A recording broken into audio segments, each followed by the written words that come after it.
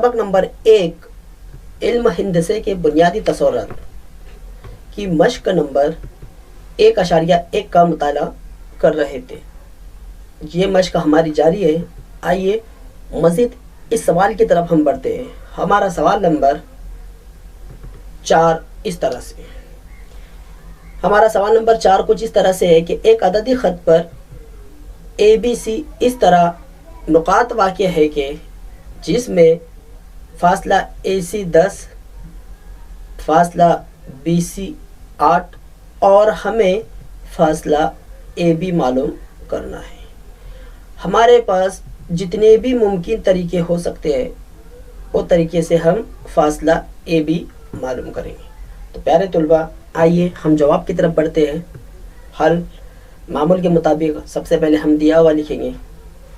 इसलिए दिया हुआ हमें फासला AC बराबर 10, उसके बाद फासला CB बराबर 8 और हमें मालूम करना है फासला AB क्वेश्चन मार्क। तुलबा एक बात गौर कीजिए कि सवाल में हमें ये नहीं कहा गया कि कौन सा नुक्ता दरमियान में मौजूद है।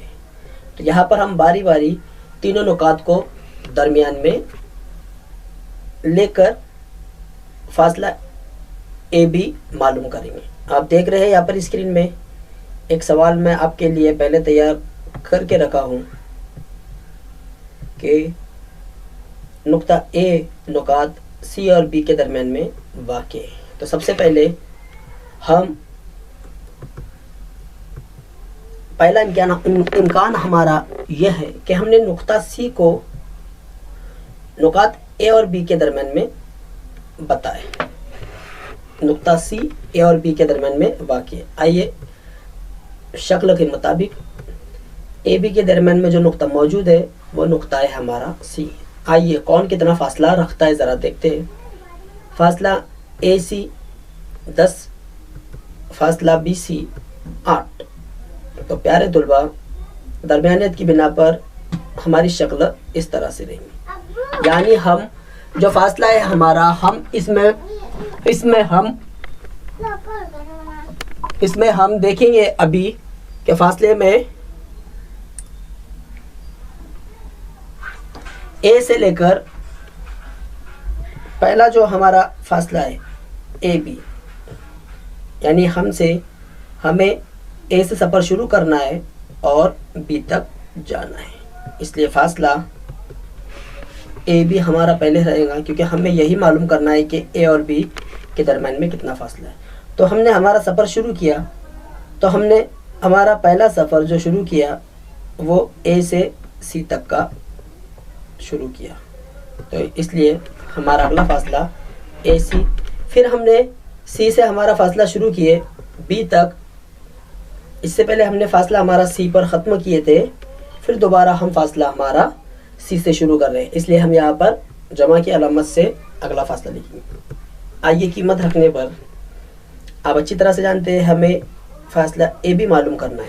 इसलिए फासला AB एज इट इज़, फासला AC 10 दिया हुआ है, फासला BC 8 दिया हुआ है। इसलिए फासला AB बराबर 10 और 8 18 होते हैं। तो पहले इम्कान की मदद से हमने फासला AB की जो लंबाई है वो 18 मालूम की। आइए इम्कान नंबर 2 अब हम देखते हैं। अब हमने क्या किया, नुक्ता B को A और C के दरमियान में वाक़ बताए। आइए इसकी शक्ल बनाते हैं कि हमारा ख़त जो बड़ा है वो AC है, इसके दरमियान में जो नुक्ता मौजूद है वो है B। आइए कौन कितना फासला रखता है, AC और BC। AC 10 यहाँ पर हमने लिखा हुआ है और BC 8 वो भी हम यहाँ लिखे हुए हैं। इसलिए दरमियानियत की निशानी इस तरह से, यानी अब हमको A से C तक का फासला मालूम करना है। इसलिए फासला AC अब अच्छी तरह जानते हैं। अब हमारा अगला फासला किसका रहेगा, फासला AB जमा CB।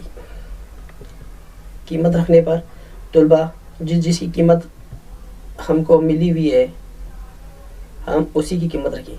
याद रखिए AB की कीमत हमें मालूम करना है। इससे पहले हम AB की कीमत मालूम कर चुके हैं। तो कोई भी तुलबा AB की कीमत 18 नहीं रखेगा। اس لیے اب ہم اے سی اور صرف سی بی کی قیمت ہمیں رکھنا ہے.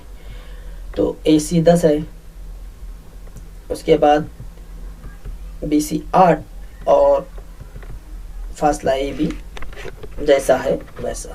اب اچھی طرح سے جانتے ہیں 8 جمع کی علامت جمع کا عمل رکھتا ہے، وہ ادھر کی سمت میں جب جائے گا تو اپنی علامت تبدیل کرے گا. اس لیے 10 نفی 8 اور فاصلہ اے بی برابر 2. تو پیارے طلباء، ہم نے 2 ممکن طریقے سے اے بی کا فاصلہ معلوم کیے. اب میں آپ کو ایک سوال دے رہا ہوں. اب نقطہ اے کو آپ درمیان میں رکھیے نقاط بی سی کے، اور کیا جواب آپ اے بی کا نکال پاتے ہیں وہ مجھے بتائیے. آئیے مزید ہم اور اس مشق کی طرف بڑھتے ہیں. اس کا اگلا سوال لیتے ہیں. اس کا اگلا سوال کچھ اس طرح سے کہ شکل بنا کر ذیل کے سوالات کے جوابات لکھیے.